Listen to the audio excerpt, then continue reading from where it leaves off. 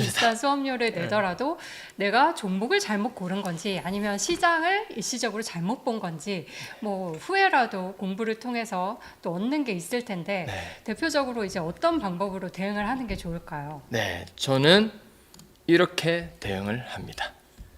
주식이 물리면은 이렇게 되죠. A 주식이라고 하겠습니다. 10주 평단가가 $100인 기존 계좌에 샀어요. 하지만 미국 주식은 15%의 상한이 없기 때문에 30% 40% 어제도 딕슨 스포츠 굿즈라는 그 오프라인 매장 주식이 실적이 안 나오니까 30%가 빠졌습니다. 그래서 그런 주식을 잘못 사면 30%가 이제 하락이 되면서 현재 주가가 $70 이런 식으로 되겠죠. 그러니까 이게 물립니다. 그럼 물리면은 저는 이렇게 합니다. 탈출 계좌를 만들어라. 오, 탈출 계좌요. 네. 탈출 계좌가 뭘까요? 계좌를 하나 더 트는 건가요? 맞습니다. 이 탈출 계좌를 하나 만들어 놓으면 여기서 우리가 기존 계좌에 물을 탄다고 하면 계속 물을 타도 이게 손실 구간일 확률이 높죠. 네. 버라이어티하게 평단가가 잘 올라가지도 않아요. 그리고 자기가 샀던 가격만큼 그 개수를 잘 못 삽니다. 약간 흔들리기 때문에. 예. 그래서 만약에 A 주식이 이게 분석했는데 나는 너무 좋아 이러면 탈출 계좌로 사볼까 말까 이렇게 생각을 해볼 수는 있는 거죠. 그래서 탈출 계좌를 새롭게 만들면서 출구 전략을 짜는 겁니다.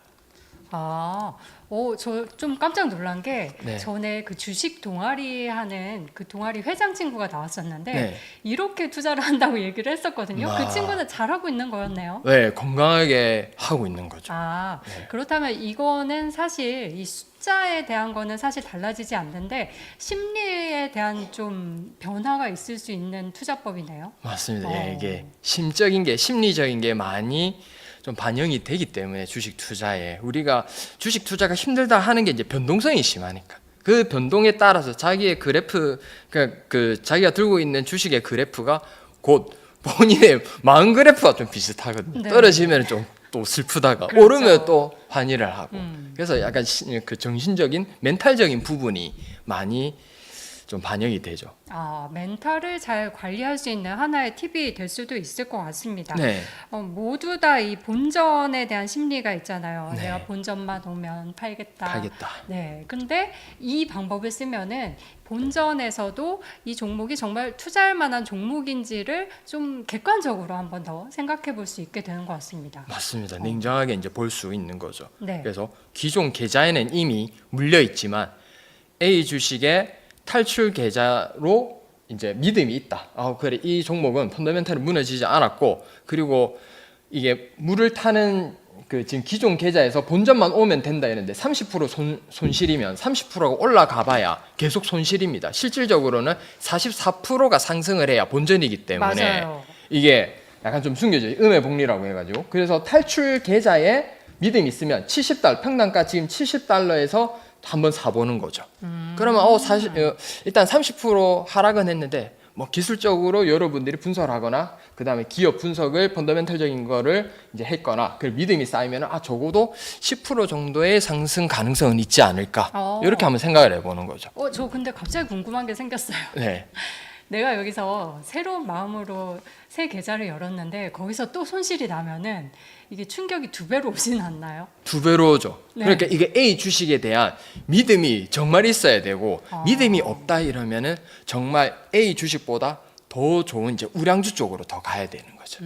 예를 들어서 뭐 애플이라든지 우리가 마이크로소프트, 구글 이런 종목이 크게 많이 빠지면 여기에서 더 상승할 확률이 더 높아 보인다 하면은 탈출 계좌 A 주식이 아닌 B, C, D 이런 종목으로 대체하는 것도 방법이 될 수 있습니다. 그렇군요. 네. 일단 종목에 대한 좀 믿음이 있어야겠네요. 그렇죠. 네. 또 구체적으로 더 이 방법에 대해서 설명해 주실 분 있을까요? 네. 그래서 그래 결심했어 해가지고 탈출 계좌에 이제 10% 수익이 났습니다.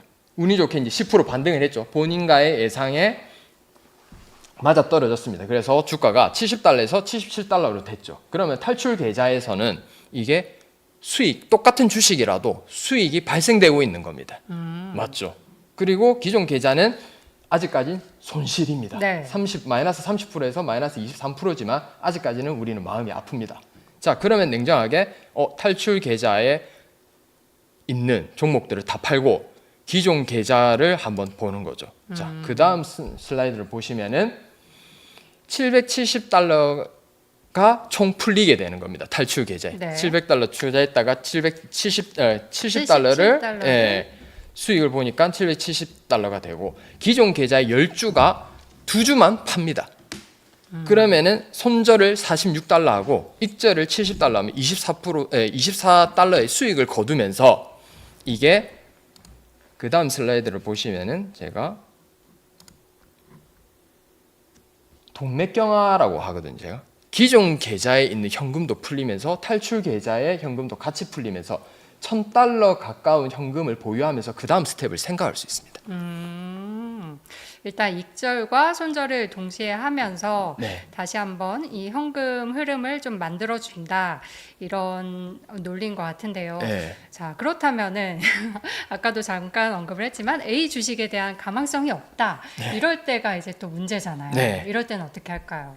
그럴 때는 이제 A 주식에 대해서 아 내가 이걸 왜 샀고 이 주식이 왜 떨어졌고 이걸 하면서 참고 B나 C나 D 똑같이 기업 분석을 하는 거죠. 그래서 다른 주식으로 대체해서 수익을 내고 수익 상쇄를 하는 방법이 제일 좋습니다.